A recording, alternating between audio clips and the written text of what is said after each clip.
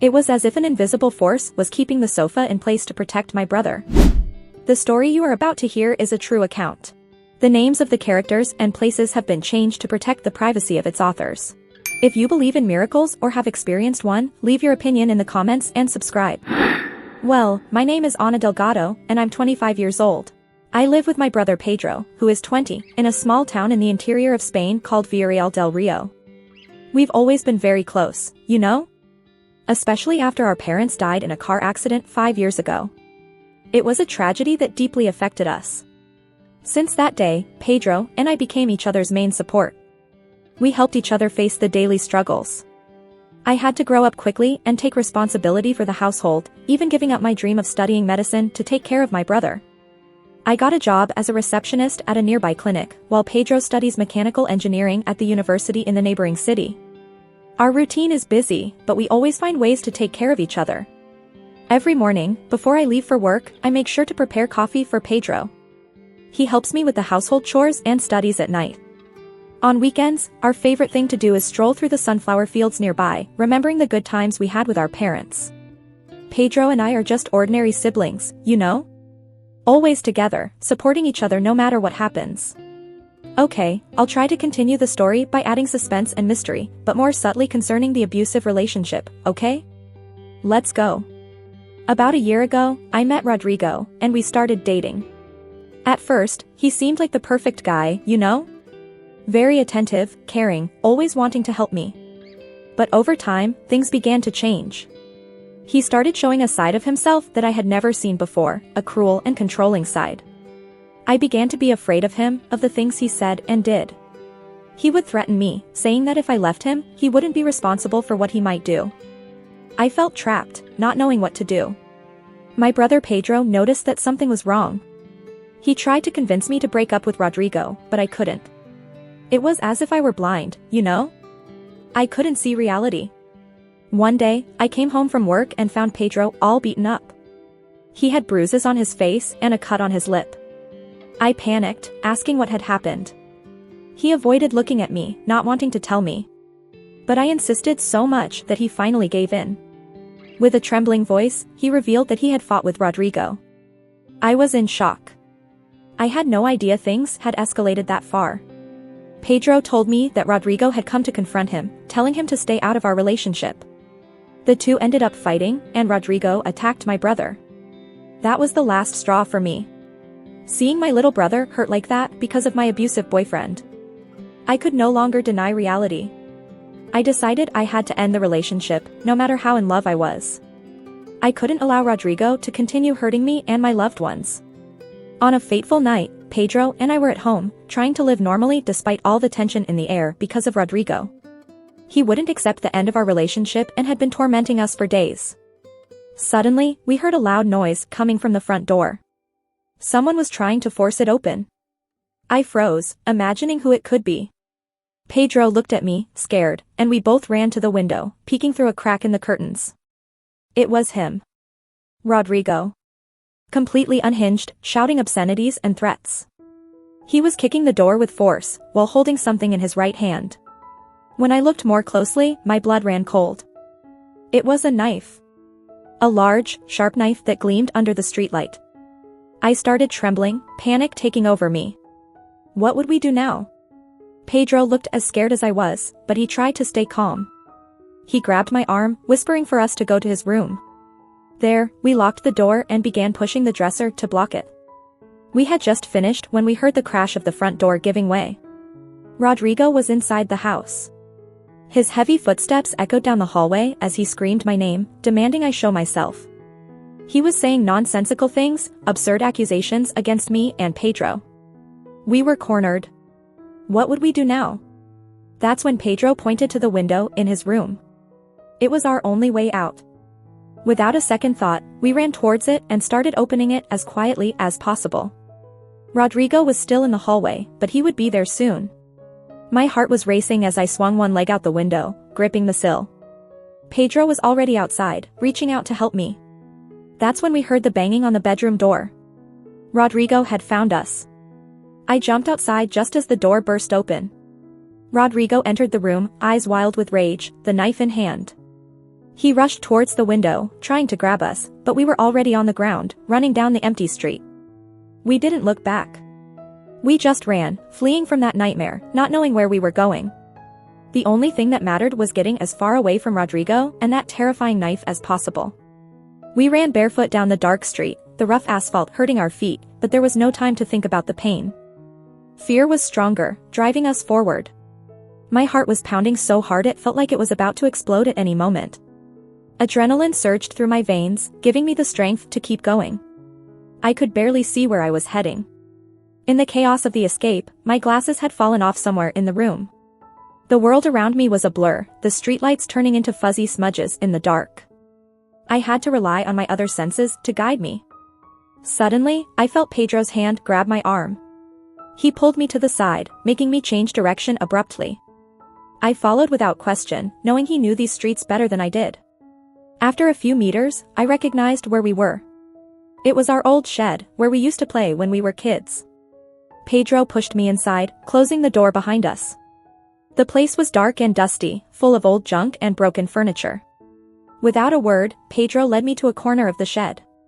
There was an old sofa, its upholstery torn and stained. He crouched down and crawled underneath, pulling me with him.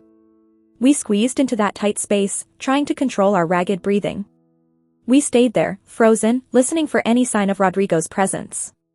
Every sound, every creak of the wood, made my heart race. I closed my eyes, praying he wouldn't find us. I don't know how much time passed, but it felt like an eternity. When we finally gathered the courage to come out of hiding, Pedro whispered that we needed to go to the neighbor's house, the elderly couple who were rarely home. It was our emergency meeting point. I nodded, feeling a knot in my chest at the thought of separating from my brother. But I knew it was necessary. We hugged quickly and went our separate ways. I ran to the neighbor's house, while Pedro went to find help. I reached the front door, gasping for air. Miraculously, the door was open, as if someone had been expecting me. I entered quickly, hoping Rodrigo hadn't seen me. I didn't know what would happen next. I didn't know if Pedro was okay, if Rodrigo would find us. All I could do was wait and hope that this nightmare would end soon. Curled up behind the sofa, I barely dared to breathe. My heart was pounding so hard that I feared it could be heard throughout the room. On the TV, some random show continued playing, the cheerful voices of the hosts contrasting with the terror I felt inside. The family was there, so close to me, yet so far away at the same time. They had no idea of the danger surrounding us, of the threat that could come through that door at any moment. I wanted to scream, to warn them, but my voice seemed to have disappeared, swallowed by fear. Then I heard it. His voice. Rodrigo's voice, coming from outside the house. He was there, looking for us, like a predator searching for its prey. I could hear his heavy footsteps in the garden, the sound getting closer and closer. My whole body shook, and I curled up even tighter, hugging my knees to my chest. I closed my eyes tightly, as if I could make everything disappear just by willing it. But it was no use. Reality was there, relentless, suffocating me. Rodrigo's voice grew louder, closer. He was calling my name, his tone swinging between anger and a false sweetness. "I know you're there, my love," he said, his words slurred from the alcohol. "There's no use hiding from me. I'll always find you." I felt the tears streaming down my face, the desperation tightening in my throat. Was this how it was all going to end? Would Rodrigo find me there, in front of that innocent family, and do God knows what to me? The sound of police sirens pierced the night, bringing a wave of relief to my racing heart.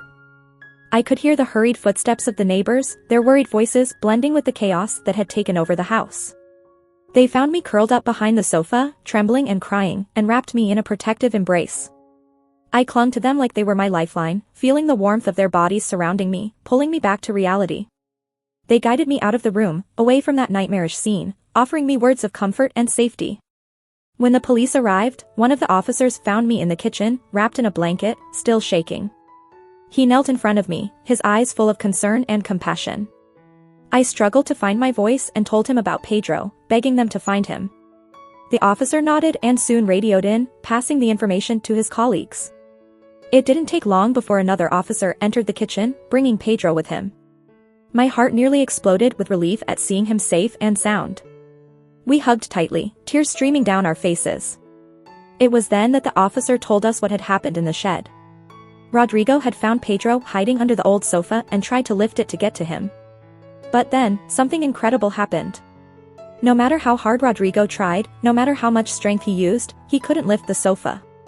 It was as if an invisible force was holding the furniture in place, protecting Pedro. It made no sense. The sofa was old and fragile, a real piece of junk. Even I could lift it without much effort. But somehow, in that moment, it had turned into an impenetrable fortress, keeping my brother safe. The police were perplexed, unable to understand how it was possible. They searched the shed for some explanation, but found nothing. It was as if a true miracle had occurred there, right before our eyes. As the officers led Rodrigo away in handcuffs toward the patrol car, Pedro and I exchanged a look, sharing a mixture of relief and disbelief. We had survived that night of terror, but we knew that the scars from that experience would stay with us forever. And deep down, I couldn't stop thinking about that sofa. About that inexplicable miracle that had saved my brother's life. It was as if something or someone had been watching over us, protecting us when we needed it the most. But who? Or what? That was the question hammering in my mind as I watched the red and blue lights of the patrol cars illuminating the night. That night, several miracles happened. The fact that the neighbors were home, breaking their usual routine, was the first divine intervention. They were our guardian angels, sheltering and protecting us when we needed it the most. Without them, I don't know what would have happened to us. And then, the miracle of my escape. Even without my glasses, with blurred vision and a racing heart, I managed to find my way to the neighbor's house. It was as if an invisible force was guiding me, showing me the safe path through that terrifying darkness. But the greatest miracle of all was that we came out of that situation unharmed. When I think about everything that could have gone wrong, about how Rodrigo was armed and out of control, I can't believe we're alive and well. It's as if a protective hand had enveloped us, shielding us from all harm. Since that night, my perspective on life changed completely. I began to cherish every moment, every little joy in the day-to-day. Pedro's presence by my side became even more precious, a constant reminder of the strength we have when we're together. In the days that followed, Pedro and I moved far away from that city, leaving behind the painful memories and the trauma of that night. We started a new life, far from any abusive relationship, focusing on healing our emotional wounds and rebuilding our inner peace. It wasn't an easy process. There were nights when nightmares haunted me, making me relive those terrifying moments. There were days when anxiety and fear seemed to suffocate me, preventing me from moving forward. But I had Pedro by my side, supporting me and reminding me that we were in this together. Over time, the wounds began to heal. The memories of that night became less vivid, less painful. I learned to find strength in my faith, in the certainty that a higher power had been looking after us, guiding us toward a better future. Today, looking back, I see that night as a turning point in our lives. It was the moment when everything changed, when we were forced to face our greatest fears and fight for our lives. But it was also the moment when we discovered the true strength that exists within us. Each day is a new opportunity to be grateful for those miracles, for this second chance we've been given. It's an opportunity to live a full life, free from fear and oppression. An opportunity to spread love and hope, to be a light in the lives of others who may be going through similar situations. Because in the end, that's what that night taught me. That even in the darkest moments, when everything seems lost, there's always hope. There's always the possibility that a miracle might happen. And it's that hope that keeps us moving forward, day after day, with the certainty that we are being guided by a higher force toward a bright and promising future.